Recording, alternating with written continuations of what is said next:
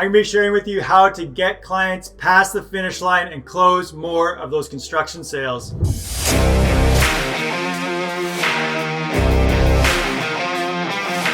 All right, so you've got a new client, you've taken the time, the marketing's come through, you've got a lead. You want to make sure that you're capitalizing on all the time and effort and opportunity that comes with a new lead. Whether you've probably talked to them on the phone, you've done an estimate, maybe you've been to their house. So there's all this time and energy that goes into getting a lead, to providing an estimate, to getting them in the door. Now you want to make sure that you are putting all that investment to good use by learning how to actually get them across the finish line, get them signed up for your services so that you can close a sale and provide the amazing service. So before we get started, make sure to give this video a big thumbs, likes up, subscribe to the channel if you got value from this, and if you want to see more, subscribe to the channel. It really does help. So first thing I'm going to be talking about to close more construction sales is you want to be qualifying clients. So this is generally a mistake that I see in marketing, is not knowing your ideal client. Any client is a good client. That's not the case. It's much better to have a very kind of narrowed niche or a smaller group of potential leads or clients coming through than to be kind of marketing to the masses and getting all different types of people or clients from everywhere. So you really want to be qualifying clients when they call you and making sure that you're a good fit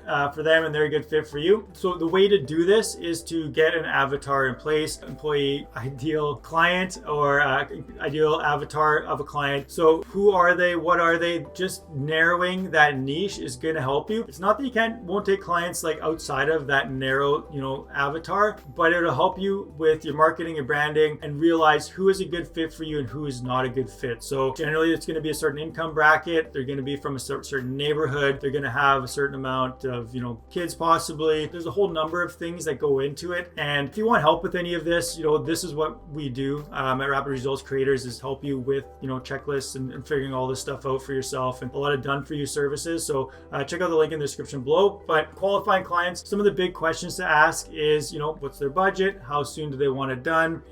Have they ever done something like this in the past? So you don't want to be bombarding them, but there's a couple of basic questions to be asking, because the more you qualify clients, the easier it's going to be to close them later, because you already know they're a good fit for your business. They have the capacity to purchase your services. They've worked with other maybe similar businesses or purchased other similar services before. So that front end stuff is going to make the back end that much easier to close more construction sales. Make sure you stick around to the end. I've got a free template that you can use with specific, I call it the objection eraser, that you can get that will help you kind of hurdle over some of the objections that can come up in the close. So we can get into that in just a couple of minutes here. Second thing that I'm going to be touching on to close more construction sales is bullseye branding. So what I mean by that is there's this mark right in the center there that is you've got your ideal client avatar. Now you want to be hitting the bullseye with your branding. So all the branding that you're putting out there, the marketing that you're doing, you want to cater it specifically to that avatar and for your specific service. So ways to do this is figuring out your colors, your logo. A lot of it's to do with your copy, so what's on your website. If you're doing like social media posting, if you're trying to reach a higher end client, you're going to need to have generally higher quality photos. It's going to have to be a little bit more polished. There's going to be certain things that they expect. If they see dirty guys working in some basement or on like a low-end house, higher end clients are going to see that, and they're not going to feel that you are the right fit for their higher end project. Whereas if you are catering to maybe property managers or apartments, residential or condos, you want to be talking to what those people care about and having your branding focused on them. So good ways to do this is just whenever you're writing something or creating a post, think about the person that you're ideally wanting to target. Do they have kids? Do they have a family? What income bracket? Are they professionals? Are they more blue collar workers? Are they in a specific neighborhood that you want to mention, or a specific city that you want to mention? So you want to be hitting the bell there for them, like, hey, these guys get it. They work on houses like mine. They're in my neighborhood. The owner seems really good. He's got a family. professionally or whatever. So, you want to cater to them and make sure that your branding is hitting that bullseye, because again, pulling that client through, they're going to be qualified and they're going to be in a much better place to purchase your services because there's a certain level of trust and familiarity that it's already built up. Whereas if your branding is just really generic and all over the place, they're not going to feel like they're being spoken to, and they're not necessarily going to feel like you're a good fit. So they're going to be shopping around to everybody else. That's the beauty of really having really strong branding to a specific category of client and having that avatar really nailed down. So there's a lot that goes into that. I'm kind of explaining the overall picture here, but it's something to work on. And the first thing is figuring out who that is and then catering your branding to that type of person. If you want additional help on this, there are other videos that I have specifically on, marketing and branding to help you get better at those. So now moving on to number 3, objection eraser. So this is the big one for closing, and I call it the coaching close. And what that means is you are guiding and coaching the client to the right decision. So obviously for you, the right decision is to go and work with your company, but you don't want to be tricking or, pushy with the close. You want to be coaching them, giving the information and positioning yourself as the professional. So a good way to do this is write down all of the objections that you get. So you're too expensive. I can't afford that. The competition, I got 3 other quotes. They were all lower. Another one is timing. So you guys say you're only available in, 3 months from now. I really need this. I've got people coming over for the holidays and I want my kitchen done before, Christmas is a common one. Or, you're going to write down every objection, every sales call that you go on, write down the objection if they don't move forward with the sale, or ask them. Like, that's another part of it, is when they give you an objection, or maybe they say, I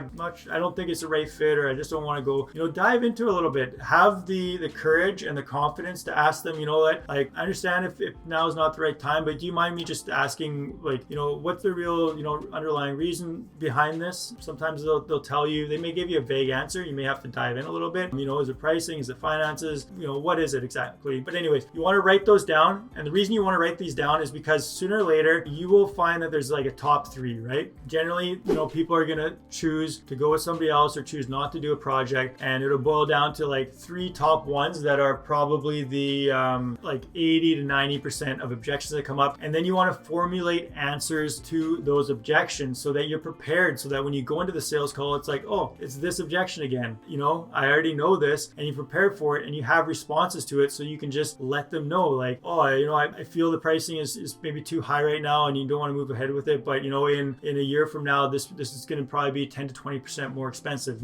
Cost of materials and labor just continue to rise. And I understand, could we provide some financing for you? Or maybe we do, scale back the project a bit. So whatever that response is, and you will slowly improve that, but you want to have written responses so that when you are in the sales conversation, you can remember them and help guide the client to the right decision for them. Again, not tricking them, but providing information and learning how to handle those types of situations. Like I said, I've got a free template. Check out the link in the description below. You can download the template. It's already got some of the top ones that I've found a lot of contractors, get objections on their sales calls. And it has some formulated answers already done for you that you can modify for your business or just use outright. And I've found that they work really great. And it's something that I share with my clients to help them, close more sales and move the ball, to the next stage of actually doing work for people. So does that make sense? Use the objection eraser. It takes a bit of time to write it out, but it's going to make a world of difference because you're going to be so prepared, and it's going to help you with the 4th one coming up. So the 4th point I'm going to be touching on with closing more construction sales. And one of the big ones, they're all big, but this one is really going to make or break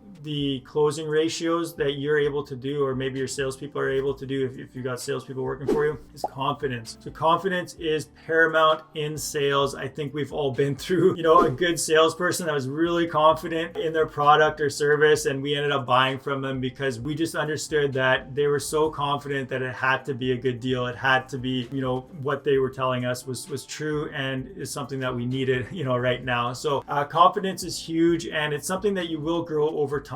Some of the big points to confidence, remembering that you are the professional. Often you may think like, oh, I don't know everything, or maybe I haven't, been in business 20 years like some other contractors, but you are the professional. You need to present yourself as a professional, and you know a lot more than the client knows. So don't be afraid to not let them know like, hey, I know so much, but really tell them like the details. Tell them like, what? The difference between between us and some other contractors are, we take the time to actually manage the project properly. I've got a project manager who stops by daily to check on things. Generally, they're only managing, so many projects, whereas some other companies, their project managers are managing like 10 different projects and you never really see them. And that's often why things fall apart. We are not like that. We specialize in projects like yours. So whatever it is, right? Tell them specifically why you're a good fit and lay some knowledge on them of like things that you do differently or things they should watch out for when they're doing whatever their services that they do. And confidence, be confident. You are amazing. Your company is amazing. If you are coming from a good place, you're not just chasing dollars, but you're actually wanting to do really good work for people and take care of people and serve them properly, you will get amazing, closing ratios when people feel you're genuine, you're confident, you know your service, you know you're good, you know your team's good, your company operates efficiently, you've got your systems, you've got your processes, they are the right client. When you tell them specifically like this is the right thing to do and I'd really, appreciate your business, that kind of confidence and that genuine, person to person interaction is going to help you close more construction sales and help you, grow your business and make sure the time and energy you're spending on your marketing and all that branding and everything is paying off when you get to that sales conversation. So I hope you got a ton of value here. Check out the links below. I've got free courses on how to systematize your business, as well as the template I mentioned, the objection eraser template to help you with your closing. Make sure you get that. It's super valuable, well worth your time to sign up. Just get the document. It'll boost your closing ratio, I'm sure, by 5 to 10% just overnight. So make sure you get that. Check out our other videos for other great content to help you grow your business and become successful. I'll see you on the next one.